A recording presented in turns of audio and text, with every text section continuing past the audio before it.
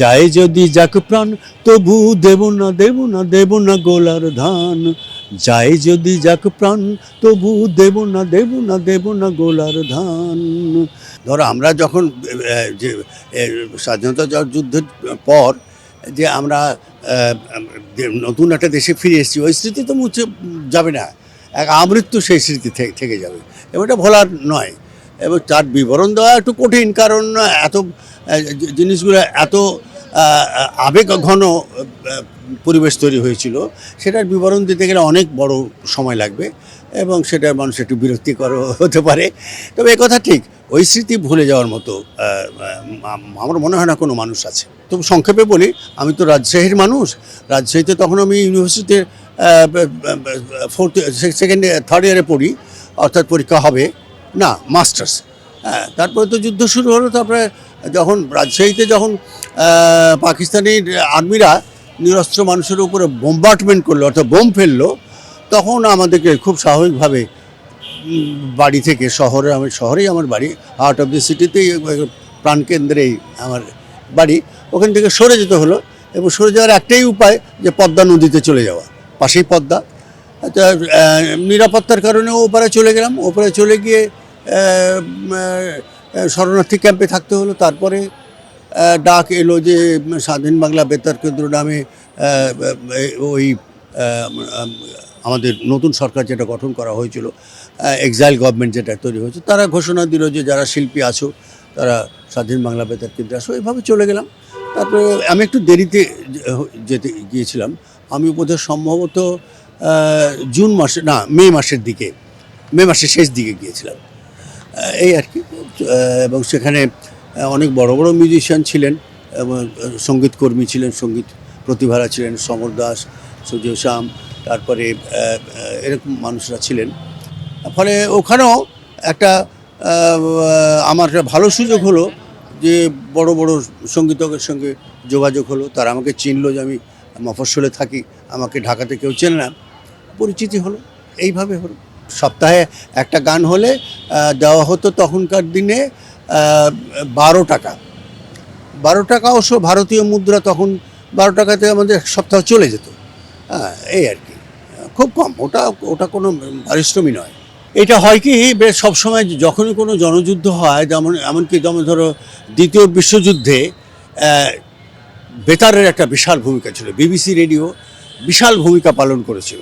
হ্যাঁ, মানুষের কোথায় কোন সংকটে পড়েছে কি না, কোথায় মানুষ বিপন্ন, তাদেরকে একটু দিক নির্দেশনা দেওয়া, এবং রণকৌশল, যেটা যুদ্ধর কৌশলও অনেক সময় সেই বেতার কেন্দ্রের মাধ্যমে দেওয়া হয়েছে। এটা হয় কারণ তখন তো টেলিভিশন অত ভাইব্রেন্ট নয়। রেডিও ফ্রিকোয়েন্সি বেশ দূরে পর্যন্ত, 100 মাইল, 150 মাইল, 300 মাইল, 400 মাইল দূরে চলে যায়। ফলে ওই বেতারের ভূমিকা ওইটুকুই ছিল, যে কে কীভাবে মানুষরা কতখানি বিপন্ন, এবং তাদেরকে কিছু সহায়তা দেওয়ার উপায় মাঝে মধ্যে বলা হতো, এবং রণকৌশলও বলা হতো যে মুক্তিযোদ্ধারা কোথায় কাজ করছে, কিংবা অনেক সময় বিভ্রান্ত করার জন্য কিছু নিউজ দেওয়া হতো। না, গান একটা বিশাল ভূমিকা। এটা নিঃসন্দেহে নাটক, সংবাদ, এর চাইতে গানই বেশি প্রাধান্য পেয়েছিল মানুষের কাছে। যারা এপারে আটকে পড়েছিল তাদের জন্য, আর যারা যুদ্ধ করছিল তাদের জন্য গান একটা বিশাল ভূমিকা। একদিন স্বাধীন বাংলা বেতার কেন্দ্রের কোনো গান বন্ধ হয়ে গেলে মানুষ খুব বিমর্ষ হয়ে যেত, যে তাহলে কি সব কিছু থেমে গেল, এই ধরনের একটা বিষয় ছিল।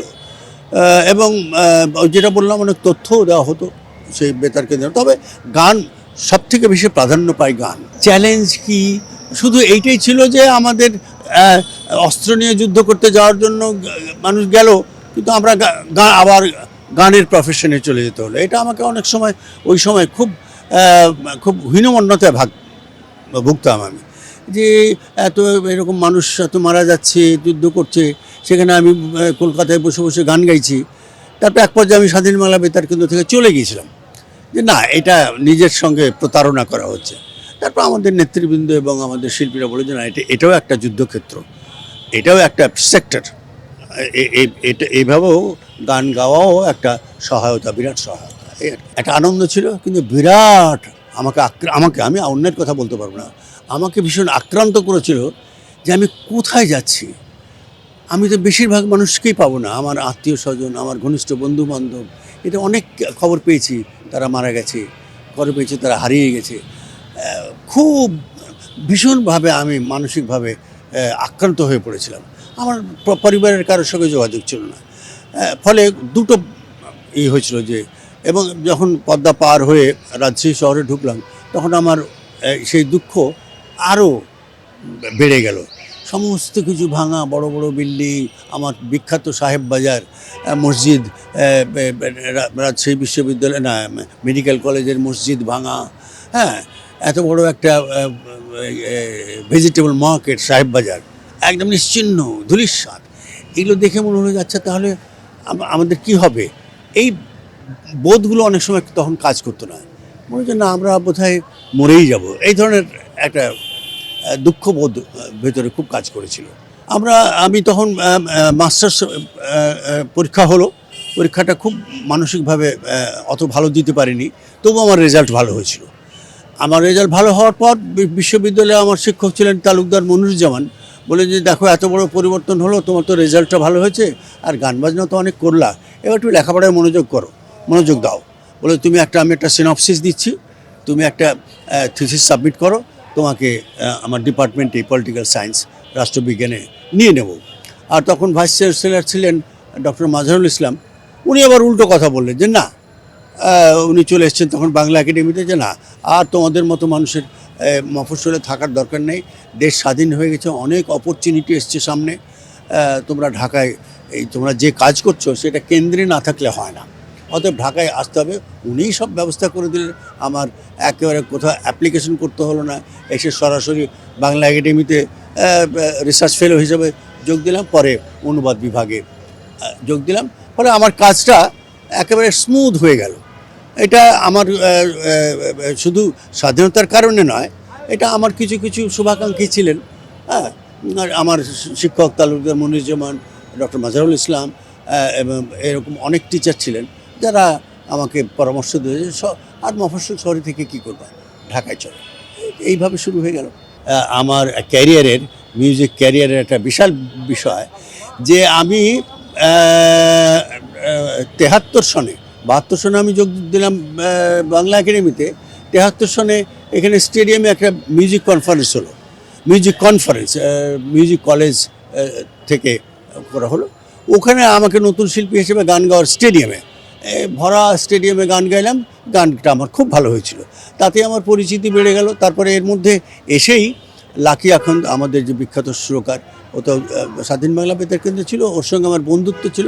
এসে একটা গান করলাম, গানটা খুব জনপ্রিয়তা পেল, এবং পরেই আমাকে একেবারে সত্য সাহা একটা ছবিতে গান গাওয়ার আমন্ত্রণ জানালেন। এটা খুব বিস্ময়কর বিষয় ছিল, কারণ তখনকার দিনে ছায়াছবিতে গান গাওয়ার সুযোগ পেত তারাই যারা দীর্ঘদিন গান গেয়ে জনপ্রিয়তা পায়, একটা ম্যাচিওরিটি আসে, তারপরে এই সুযোগটা আসে। কিন্তু সত্যদা ওই গান শুনে আমাকে গান গাওয়ার সুযোগ দিলেন।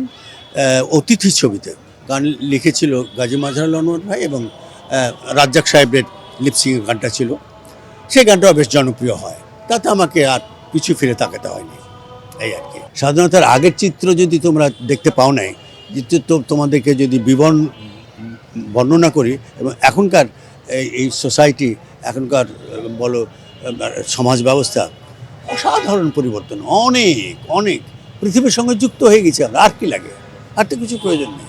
হ্যাঁ, তারপরে তোমার এই কথা তো অস্বীকার করবার উপায় নেই, গত 50 বছরে আমাদের দারিদ্র বিমোচন হয়েছে অনেক। এখন গ্রামাঞ্চলে অত দরিদ্র লোক পাওয়া যায় না, তুমি একটা উলঙ্গ ছেলে দেখতে পাবে না গ্রামে। আমাকে গ্রামে যেতে হয়, তো আমি কোনো কাপড় নেই, খালি গায়ে একটা লোক আছে, আমি কোনো লোক দেখি না। হ্যাঁ, তারপরে শিক্ষা দীক্ষা, এই যে গতকালই তো একটা নিউজ দেখলাম যে একটা কাজের মেয়ে কষ্ট করে উদাহস্ত কাজ করে, তার একটা ছেলে বিশেষ ক্যাডারে প্রথম দিকে রেজাল্ট করেছে। হোয়াট ডাজ ইট মিন? এর অর্থ হলো যে সমস্ত স্তরের মানুষ এই স্বাধীনতার উপকার পেয়েছে। অতএব এই নেগেটিভ বিষয়টা আমি কখনো গ্রহণ করি না। এই ধরনের ন্যারেটিভ তৈরি করা উচিত নয় যে কিছুই হয় নাই, কে বলেছে হয়নি। ব্যক্তিগত অপ্রাপ্তি আমার একটা আছে।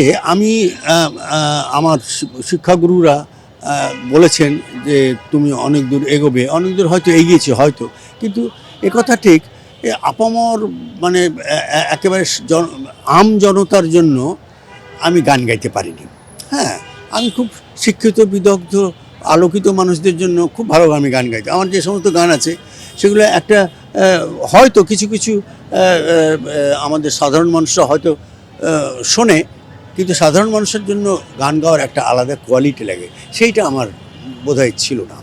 এটা আমার একটা অপ্রাপ্তি, সাধারণ মানুষের কাছে আমি পৌঁছতে পারিনি। ধরো আমার একটা গান ছিল আবু হেনা মোস্তফা কামাল সাহেবের লেখা, এবং তিনিই সুরটা করেছিলেন, আমি স্বাধীন বাংলাতে গিয়ে গেয়েছিলাম। যায় যদি যাক প্রাণ তবু দেব না দেব না দেব না গোলার ধান, যায় যদি যাক প্রাণ তবু দেব না দেব না দেব না গোলার ধান। অর্থাৎ গোলার ধানকে একটা আমার দেশের সত্তা হিসেবে বিজয়ের মাসে আমি আমার দর্শক শ্রোতা এবং আমার যা অনুরাগী যারা আছেন এবং যারা আমার অনুরাগী নয় তাদের কাছে বিজয়ের উষ্ণতা পৌঁছে দিতে চাই। আপনাদের জীবন আরও আরও উন্নততর হোক, অনেক সুখে শান্তিতে আমাদের দেশ ভরে উঠুক। অনেক বড় পরিবর্তন হয়েছে আমাদের দেশে, এই পরিবর্তনগুলো যেন আমরা কাজে লাগিয়ে অনেক দূর যেতে পারি, মানুষের কল্যাণ করতে পারি, এটা আমার একেবারে আমার জিনের মধ্যে আছে। আমি এই আশা ব্যক্ত করছি। ধন্যবাদ।